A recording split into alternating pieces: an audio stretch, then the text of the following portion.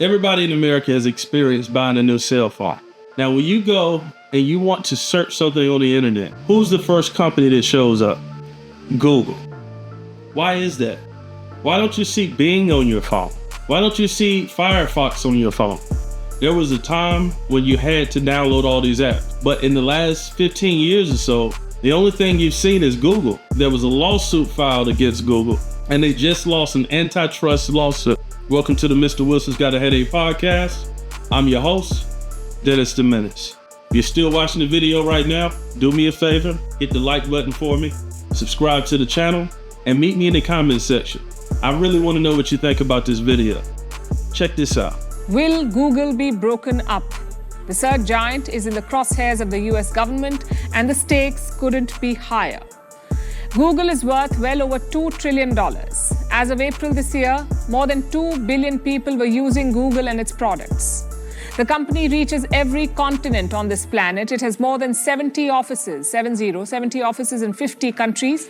By the end of 2023, Google had more than 180,000 employees. It is more powerful than governments and richer than many countries. Google has been among America's crown jewels. But now the US government feels that this company is too big to regulate, and they have a point. Wherever there is internet, there is Google. For a lot of people, internet means Google. It is the only search engine they use. Let's talk about antitrust laws really quick and where they started. In the 1870s, there were some major corporations that were organizing themselves as trusts and making backroom deals. These companies became so powerful in their industries that everyone else was a non-factor. Sounds a lot like Google. When's the last time you said, let's Bing something? Probably never. The United States government received a lot of pressure from business owners and other groups because they couldn't fairly compete in what was supposed to be an open market. So the United States Senate passed the Sherman Antitrust Law. At first, the Sherman Antitrust Law was used against unions. Later, it was used against the Ford Motor Company because, again, their business was so big that nobody could compete with them. So explaining antitrust laws in a nutshell is any business that has become so powerful and has set up so many backroom deals that other businesses cannot fairly compete in the marketplace. The consumer always wins when there's true competition. If I have no competition, I can charge you whatever I want to charge you. But Google's wealth comes from a wide range of products. Search is only a part of it. There is the Chrome browser, there's YouTube for videos, Gmail for email, Google Drive for storage, Google Maps for navigation, and the Android operating systems for smartphones. It's a long list. All these products together make Google worth over $2 trillion. So Google, through its deals with Apple and Mozilla, tried to do something similar. It tried to make Google search the default search engine, and it used its money to block any potential challengers. Basically, Google wanted to rig the market in their favor. And now it faces the prospect of being dismantled into smaller entities. That would be the harshest punishment.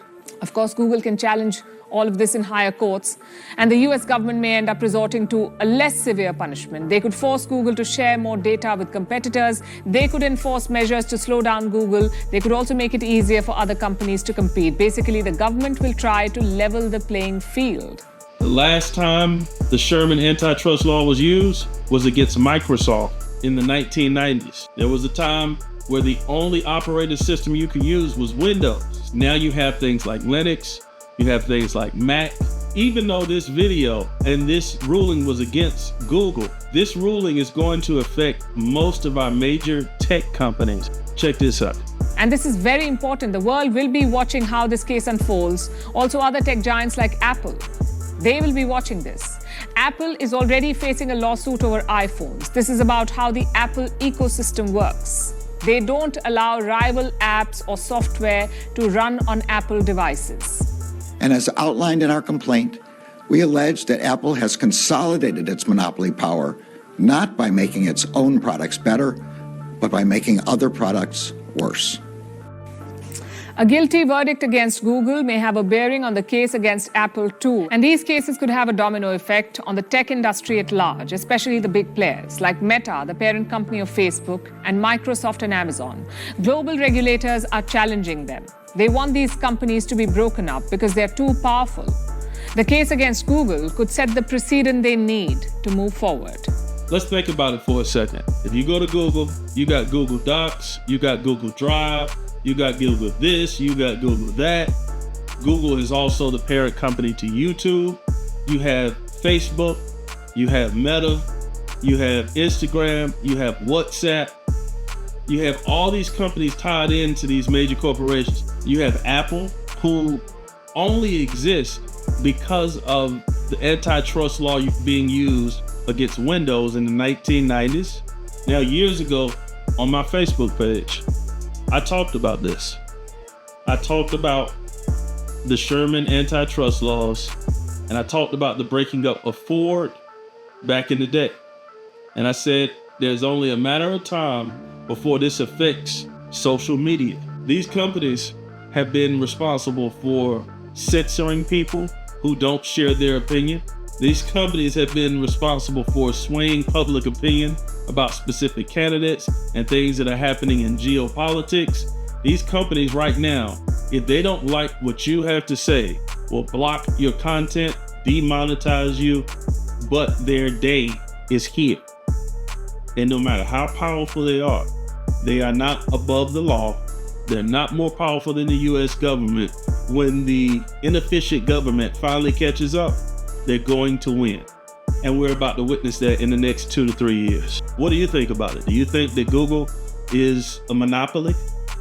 Do you think that they have an unfair hold on the market, considering that Google is one of the largest companies in the world? Or do you think the government should leave them alone and stay out of their business?